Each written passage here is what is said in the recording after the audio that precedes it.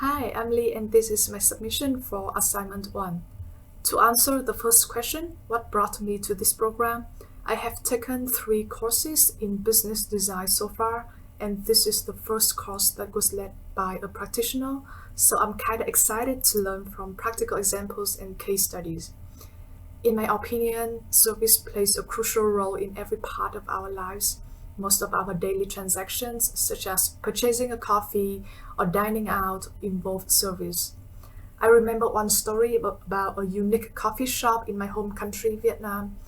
The owner of the coffee shop is a retired financial expert that has passion for Arabica coffee bean. So to serve his customer with premium coffee, each year he goes to Dalat, a province in the highland of Vietnam, to collect the finest and ripest Arabica bean by hand. The owner has a rule of serving only one order at a time, so customers coming to his coffee shop need to reserve at least 3 or 4 days in advance and can only spend up to 2 hours chatting with him there.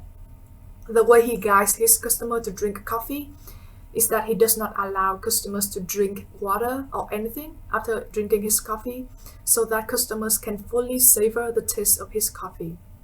The service design of this coffee shop is unique in the sense that it brings customers the enjoyment of drinking a top-class espresso, the exclusivity of enjoying quality time and learning new knowledge. Of course, not every high-end business functions in that way. Some top-tier coffee bars still preserve the exclusivity in their signature drinks, but also provide a superior experience to the mass. Coming back to the question of why I participated in this course, I'm curious and want the course to help me understand which business models should we choose to pursue our targeted customers. Should we go for mainstream and continuously improve the user experience, or should we design a superior experience and focus on niche market like the coffee shop owner I mentioned above? My career aspiration after the MBA program is to work in a field that is closely related to working with customers to understand their experience and then develop strategy to meet their needs and requirements. I expect this course will help me in guiding me thinking what should be a good user experience, how do we put human in the center of everything we do, how to reduce confusion and glitch to create a seamless end-to-end experience that delights customers. One of the design competency I am good at is empathy, interview, and research. Since I was young, I have always been curious to know about people and listen to their life stories. The last time I did an empathy interview was a month ago when I worked as a marketing intern. I was involved in a very engaging customer interview about household cleaning behavior, and I was able to unpack some new insights about customer. At that time, I worked with a cleaning brand that has a product with a 24 hours protection claim. It sounds like a really powerful statement, and the brand team thought it would be the key claim. However, when we did the interview with customers, many have expressed concern about the residue of the 24-hour effect, especially in those households that have small toddlers. They are afraid that their children could touch the residue and unconsciously swallow it. This is something the brand team never thought of it until we did the interview. So the brand decided to change the strategy based on the newly found insight.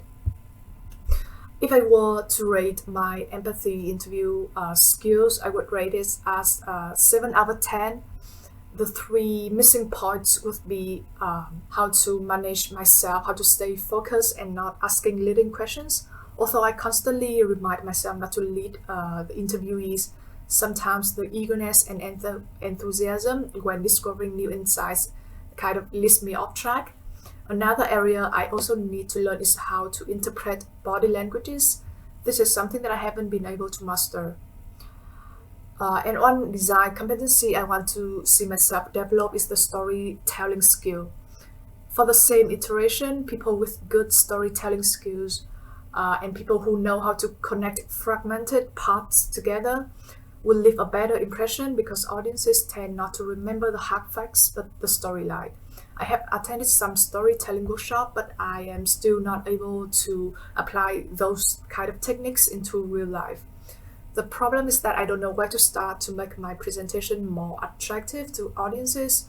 how to create a punchline, how to relate, imagine, or find a story that match the main ideas. So I would rate my storytelling skill 5 out of 10. This is an honest ratings as I'm more good at listening rather than communicating.